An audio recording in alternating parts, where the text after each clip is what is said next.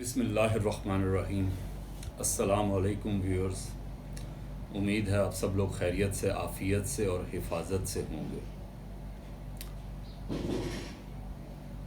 حفاظت، اس ملک کو حفاظت دینے والے ہاتھ جو اللہ نے ہمیں عطا کیے تھے، آج ایک غم اور افسوس کا دن ہے کہ وہ اس دنیا فانی سے ڈاکٹر عبدالقدیر خان پردہ فرما گئے ہیں۔ اللہ ان کا یہ سفر آخرت آسان کرے اور انہیں جنت میں اعلیٰ مقام عطا فرمائے۔ ڈاکٹر عبدالقدیر کا ایک مختصر سا تعارف کرا دوں، کیونکہ ہماری گزشتہ کچھ حکومتوں نے اپنے مغربی آقاؤں کو خوش کرنے کے لیے ان کو کچھ نظر انداز کیا تھا، جس کی وجہ سے ہماری نوجوان نسل ان سے اتنی واقف نہیں ہے جتنا ہونا چاہیے۔ بہرحال ڈاکٹر عبدالقدیر 1936 میں موجودہ بھارت کی ریاست بھوپال میں پیدا ہوئے۔ 1947 میں پاکستان بننے کے بعد ہجرت کر کے خاندان سمیت پاکستان آ گئے۔ 1967 میں اپنی تعلیم، انجینئرنگ کی تعلیم مکمل کی اور 1974 میں پوکھران ایٹمی دھماکے جو انڈیا نے کیے، تو اس کے بعد پاکستان کو لاحق خطرات کو بھانپتے ہوئے اس وقت کی قیادت کی درخواست پہ ڈاکٹر عبدالقدیر خان نے پاکستانی ایٹمی پروگرام کی بنیاد رکھی، اور وہ بنیاد ہماری مضبوط افواج کے حصار میں ان کے زیر سایہ اس پروگرام کا آغاز کیا، اور مختلف مراحل سے گزرتے ہوئے 1999 میں جو دھماکے پاکستان نے کیے اور پاکستان ایٹمی پاور ڈکلیئر ہوا، تو یہ ایک ایٹامک پاکستان کی بنیاد ایک ڈاکٹر عبدالقدیر خان کے ہاتھوں رکھی گئی۔ جس طرح محمد علی جناح نے یہ آزاد ریاست ہمیں دی، تو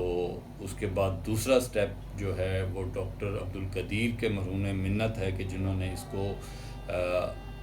ایٹمی قوت بنایا۔ محسن پاکستان ان کے لیے جو لقب ہے، لفظ ہے، ایک پاکستانی ہونے کی حیثیت سے ہمارے لیے تو بڑے فخر کی بات ہے کہ وہ محسن پاکستان تھے، لیکن میرے خیال میں یہ تھوڑا کم ہے، کیونکہ سلطنت عثمانیہ کے زوال کے بعد پوری دنیا میں مسلمان جس مایوسی کا شکار تھے، تو پاکستان کی ایٹمی قوت بننے کے بعد چاہے عرب ہوں، افریقن ہوں یا یورپین ہوں، تمام امت مسلمہ آج فخر سے یہ کہتی ہے کہ مسلمان دنیا کے پاس بھی ایٹم بم موجود ہے۔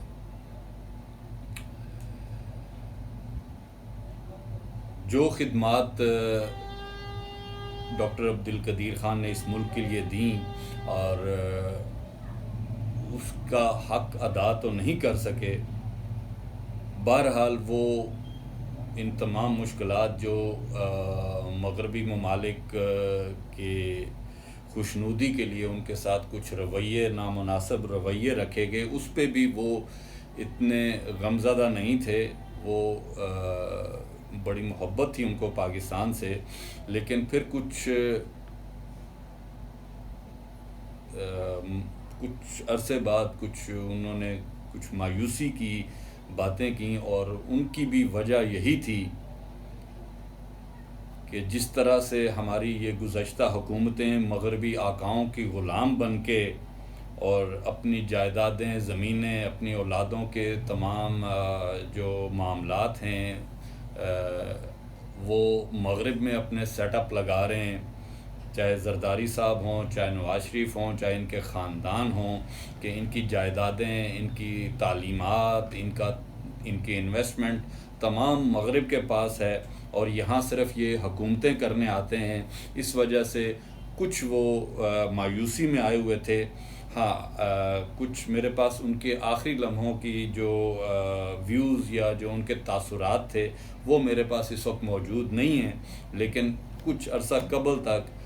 کیونکہ یہ اس چیز کو میں علیحدہ اس لیے کر رہا ہوں کہ جب سے یہ پرائم منسٹر عمران خان اور ان کا انداز حکمرانی ایک باعث فخر ہے پاکستانیوں کے لیے، جنہوں نے مغربی قوتوں کی غلامی سے اس ملک کو باہر نکال رہے ہیں، تو بہرحال میں سیاست پہ زیادہ کیا بات کروں۔ اس وقت ایک غم کا معاملہ ہے کہ ایک عظیم پاکستانی جس نے دنیا بھر کے مسلمانوں کو اپنا سر فخر سے بلند کرنے کا موقع دیا، آج وہ اس جہان فانی سے کوچ کر گئے ہیں۔ اللہ انہیں اپنے جوار رحمت میں جگہ دے، اور میں اپنے ساتھیوں سے، ہم وطنوں سے یہی اپیل کروں گا کہ ان کے ایصال ثواب کے لیے دعائیں کریں، اور ان کے لیے قرآن خوانی اور جتنا ایصال ثواب جس طرح سے بھی ہو سکے اس کا اہتمام کم از کم اپنے گھروں میں یا اپنی نمازوں میں، اپنی دعاؤں میں ان کو ضرور یاد رکھیں۔ وہ ایک عظیم انسان تھے، محسن پاکستان تھے، اور باعث فخر امت مسلمہ تھے، کیونکہ جب سے سلطنت عثمانیہ کا خاتمہ ہوا تھا دنیا میں مسلمان کچھ مایوسی میں آ گئے تھے، اور پاکستان کے ایٹمی دھماکوں کے بعد عالم اسلام چاہے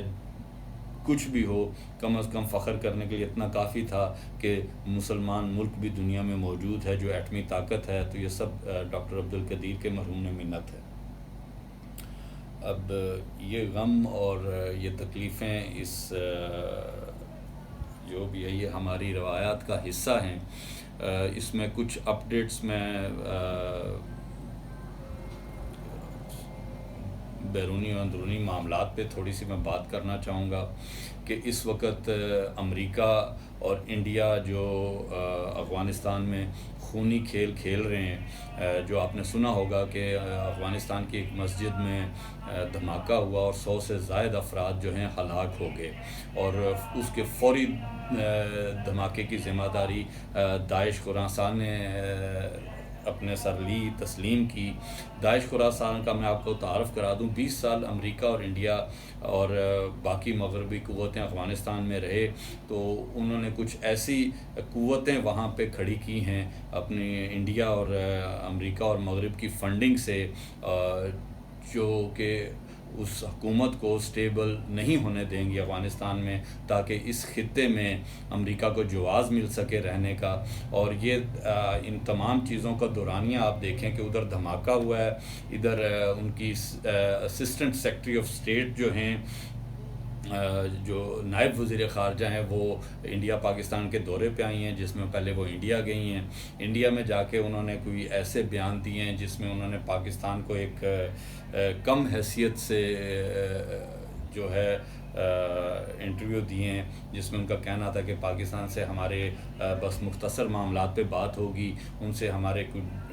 ڈیوریبل ریلیشن نہیں ہیں۔ لیکن جیسے ہی وہ پاکستان آئیں تو پاکستان میں انہوں نے ایسی تعریفیں کیں کہ پاکستان خود بھی حیران ہے۔ لیکن الحمدللہ ہماری اب وہ پرچیوں پہ پڑھ کے ان سے بات کرنے والی قیادت نہیں ہے، ہماری بڑی غیور قیادت ہے۔ اس دفعہ جس طریقے سے ان کو ان کے عہدے کے مطابق جو ہے یہاں پہ پروٹوکول دیا گیا کہ جب وہ وزارت خارجہ آئیں تو ہمارے وزیر خارجہ ان کو ریسیو کرنے نہیں آئے، بلکہ ڈائریکٹر جو تھے امریکن افیئر کے، انہوں نے ان کو ریسیو کیا، اور عمران خان صاحب سے ان کی ملاقات کی خواہش تھی، لیکن خان صاحب نے ان سے ملنے میں کوئی دلچسپی ظاہر نہیں کی، اور اسی طرح وہ اسی سرد مہری کے ساتھ واپس چلی گئیں۔ اگر یہی ہمارے جو دوسری دو پارٹیاں ہیں، پیپلز پارٹی یا نون لیگ، ان کا دور ہوتا تو وزیر اعظم پیچھے چلے جاتے، ان کے بڑے بڑے عشائیے ان کے لیے دیے جاتے۔ تو یہ اس پرائم منسٹر کا کمال ہے کہ یہ اس قوم کو ان لوگوں کی غلامی سے نکالنا چاہ رہا ہے، جبکہ دوسری دونوں پارٹیوں کی جائیدادیں، پراپرٹیز ان جگہوں پہ ہیں، ان ملکوں میں ہیں، تو یہاں پہ صرف ان کی خواہش حکومت کرنے کی ہوتی ہے۔ بہرحال یہ تو ایک میں نے بتایا کہ افغانستان میں وہ خونی کھیل کھیل کے اور پاکستان کے اوپر دباؤ بڑھا کے اور ادھر سے تعریفیں کر کے، یعنی کہ کیرٹ اینڈ سٹک والی پالیسی کر کے کچھ اپنی شرائط منوانا چاہ رہے ہیں، اور دوسری طرف ادھر طالبان سے دوحہ میں مذاکرات، یہ سارا معاملہ جو ہے یہ ایک ہی ٹائم فریم میں فٹ کیا ہوا نظر آ رہا ہے کہ جس طرح وہ ان کی جو میں نے اسسٹنٹ سیکرٹری آف اسٹیٹ کا بتایا ہے، نائب وزیر خارجہ، انڈیا پاکستان کا دورہ، افغانستان میں دھماکہ، وہاں کی حکومت پہ پریشر، طالبان پہ پریشر، اور دوحہ میں طالبان سے مذاکرات امریکہ کے جو ہو رہے ہیں، اس میں امریکی وزارت خارجہ، US ایڈ اور جو ان کی CIA ہے، یہ تینوں کے نمائندے طالبان سے مذاکرات کر رہے ہیں، تاکہ وہ یہ کہہ رہے ہیں کہ جی داعش سے مقابلہ کرنے کے لیے آپ ہمیں افغانستان میں جگہ دیں، کیونکہ پاکستان نے ایبسلیوٹلی ناٹ کہہ دیا ہے، تو وہ اب اس طرح کا خونی کھیل افغانستان میں کھیل کے طالبان پہ پریشر ڈال رہے ہیں، اور پابندیوں کا ڈراوا دے کے پاکستان پہ پریشر ڈال رہے ہیں۔ تو اس وقت طالبان بھی جو ہیں وہ ان کے نکات پہ مذاکرات نہیں کر رہے۔ آج اتوار کا دن ہے اور آج بھی ان کے مذاکرات چل رہے ہیں، تو طالبان اپنی شرائط پہ مذاکرات کر رہے ہیں۔ طالبان ان سے یہی کہہ رہے ہیں کہ آپ نے ہمارا $10 ارب جو فریز کیا ہوا ہے، جو افغانستان اسٹیٹ بینک کا پیسہ ہے، وہ ریلیز کریں، جو کیونکہ افغانستان کے جو عوام کی حالت زار ہے وہ اس وقت دوائیوں کی، خوراک کی قلت ہے۔ تو بہرحال یہ صرف میں اپنے عوام کو یہ بتانا چاہ رہا ہوں کہ کس طریقے سے وہ مغربی قوتیں جو ہیں وہ اس علاقے میں اپنی اپیرنس رکھنا چاہ رہے ہیں، اپنے آپ کو رکھنا چاہ رہے ہیں، ورڈے چاہ رہے ہیں۔ ادھر سے طالبان نے ابھی ان کو شکست دی ہے، اب وہ ان کی منتیں اور تڑیاں اور یہ دھمکیاں، یہ سارا کچھ وہ کر رہے ہیں۔ تو یہ بڑا نازک وقت گزر رہا ہے، اور ادھر سے ہمارے اپنے سیاستدان ہماری فوج پہ طرح طرح کے وہ افواہیں پھیلا رہی ہیں حکومت اور فوج کے بارے میں، جو انتہائی غیر ذمہ داری کا ثبوت دے رہے ہیں۔ بہرحال اللہ ہمارا حامی و ناصر ہو۔ اس وقت تک جو ہمیں اس وزیر اعظم کی صورت میں ایک لیڈر ملا ہوا ہے، تو پوری امید ہے کہ ان تمام معاملات پہ ہم قابو پا لیں گے۔ آج تک کے لیے اتنا کافی ہے۔ چینل کو لائک اور سبسکرائب ضرور کیجیے، اور اپنے کومنٹس یا منفی یا مثبت جو بھی ہوں وہ ضرور دیجیے۔ آپ کی رہنمائی میں اس چینل نے آگے بڑھنا ہے۔ اللہ حافظ۔